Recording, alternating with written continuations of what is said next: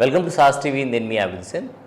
తెలంగాణ ఆవిర్భావ దినోత్సవం నేపథ్యంలో పవన్ కళ్యాణ్ తెలంగాణలో నవనిర్మాణ సంకల్ప సభ అనేటువంటి ఒక సభను ఏర్పాటు చేయాలని అనుకోవడం, దానికి అనుమతి నిరాకరించడం, దీంతో మొత్తంగా కూడా ఒక హాట్ టాపిక్గా మారిపోయింది. టోటల్గా ఈ తెలంగాణ ఆవిర్భావ సభకు సంబంధించి ఉండాల్సినటువంటి ఫోకస్ అంతా కూడా నవనిర్మాణ సభకు సంబంధించి, ఏదైతే నవనిర్మాణ సంకల్ప సభకు అనుమతి నిరాకరించారో దాని మీద దృష్టి సారించడం, టోటల్ ఫోకస్ కూడా పవన్ కళ్యాణ్ మీదకు వెళ్ళడం అనేది జరిగింది.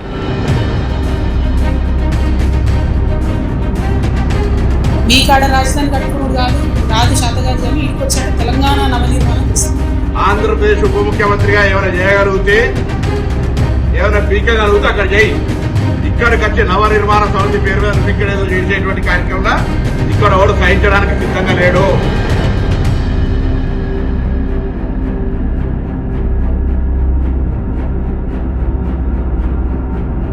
ఫోకస్ పవన్ కళ్యాణ్ మీద పెట్టారా అనేటువంటి మాట కూడా మనకు వినిపిస్తోంది. అయితే పవన్ కళ్యాణ్ మాత్రం రానున్న ఎన్నికల్లో ఖచ్చితంగా జనసేన ఉంటుంది, మీరు ఇంత ఇబ్బంది పెట్టారు కాబట్టి ఖచ్చితంగా జనసేన అక్కడ బలమైనటువంటి రాజకీయ పక్షంగా మారేటువంటి అవకాశం ఉంది, రానున్న ఎన్నికల్లో మేము పోటీ చేసి తీరుతాము అని కూడా చెప్పడం జరిగింది. తెలంగాణలో జనసేన ఉంటుంది, మేము పోటీ చేస్తాం. అయితే ఆల్రెడీ గతంలోనే మీరు పోటీ చేశారు కదా, ఇప్పుడు మళ్ళీ కొత్తగా వచ్చి పోటీ చేయడం ఏంటి అంటూ కేటీఆర్ అయితే ఆయనపై విమర్శలు కురిపించడం జరిగింది. కొత్తగా పోటీ చేసేది ఏముందండి? జనసేన 2023లో పోటీ చేయలేదా? మీరు చేశారు కదా అసెంబ్లీ ఎన్నికల్లో, మొన్న మున్సిపల్ ఎన్నికల్లో కూడా పోటీ చేశారు కదా 350 వార్డులో. కొత్తగా చేసేది ఏముంది?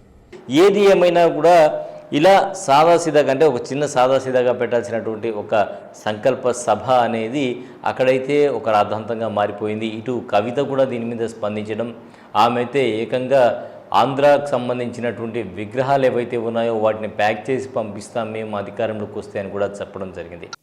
ఇట్లనే మీరు ఊకే చేసిందంటే మేము ఖచ్చితంగా అధికారంలోకి వస్తాం, అన్ని విగ్రహాలు బిడ్డ పలగొట్టి ఆంధ్రాకి పార్సల్ చేస్తాం.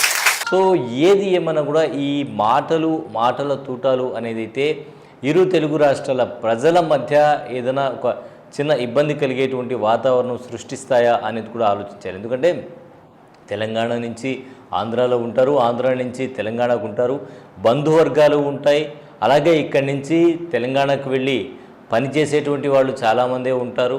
సో రకరకాలుగా, అంటే ఉమ్మడి తెలుగు రాష్ట్రాలు ఉన్న నేపథ్యంలో అందరూ కూడా అన్ని ప్రాంతాల్లో పనిచేసుకునే అవకాశం ఉంటుంది. అలాగే ఇది భారతదేశం మొత్తం కూడా సమైక్య భారతదేశంలో ఇటువంటివి అనేది ప్రాంతాల మధ్య విభేదాలు సృష్టించడానికి కానీ, ప్రాంతాల మధ్య చిచ్చు పెట్టేటువంటి పరిస్థితులు కానీ ఉండేటువంటి అవకాశం ఉంది. ఎవరైనా ఎక్కడైనా కూడా దేశవ్యాప్తంగా సభలు పెట్టుకునే అవకాశం ఉంటుంది, రాజకీయ పార్టీలుగా ఉండేటువంటి అవకాశం ఉంటుంది, తమ వాక్ స్వాతంత్రం ఉంటుంది కాబట్టి మాట్లాడుకునేటువంటి అవకాశం ఉంటుంది. కానీ చిన్నపాటి రాజకీయ నాయకుల మధ్య వచ్చేటువంటి విభేదాల కారణంగా అది కానీ పెద్దదైతే ప్రజల మధ్య కూడా విభేదాలు వచ్చేటువంటి అవకాశం అయితే కనిపిస్తుంది. కాబట్టి రాజకీయ నాయకులు కొంత సంయమనం పాటించాలి. ఇటువంటి పరిస్థితుల్లో తమేం మాట్లాడుతున్నాము, ఎందుకు మాట్లాడుతున్నాము, ఎలా మాట్లాడుతున్నాము, మీరు రాజకీయంగా ఏదైనా ఒక విషయాన్ని తీసుకెళ్లాలంటే నిరుద్యోగ సమస్య ఉంది, దేశవ్యాప్తంగా నిరుద్యోగ సమస్య ఉంది, ప్రజల కష్టాలు ఉన్నాయి, ప్రజల సుఖాలు ఉన్నాయి,